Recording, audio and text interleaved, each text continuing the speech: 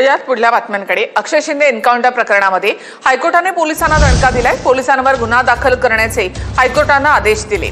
संजय शिंदे, निलेश मोरे या पोलिसांवर गुन्हा दाखल करण्याचे आदेश देण्यात आले आहेत। तर अभिजित मोरे, हरीश तावडे, सतीश खताळ यांच्यावर देखील गुन्हा दाखल करण्याचे आदेश देण्यात आले आहेत।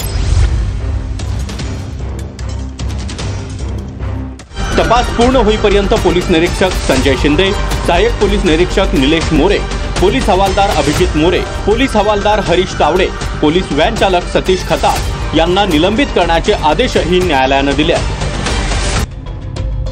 बदलापूर पोलीस ठाण्यात अक्षय शिंदेवर गुन्हा दाखल होता।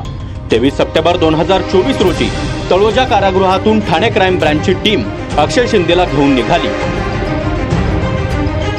पोलिसांनी व्हॅन मुंब्रा बायपासवर आली असता अक्षय शिंदेचा एन्काउंटर केला। अक्षय शिंदेने पोलीस अधिकारी निलेश मोरेंच्या कमरेचं पिस्तूल खेचून घेत 3 राऊंड फायर केले असा दावा पोलिसांनी केला होता। यात एक गोळी पोलीस अधिकारी निलेश मोरे यांच्या डाव्या मांडीला लागली, तर 2 राऊंड इतरत्र फायर झाले असा दावाही पोलिसांनी केला होता।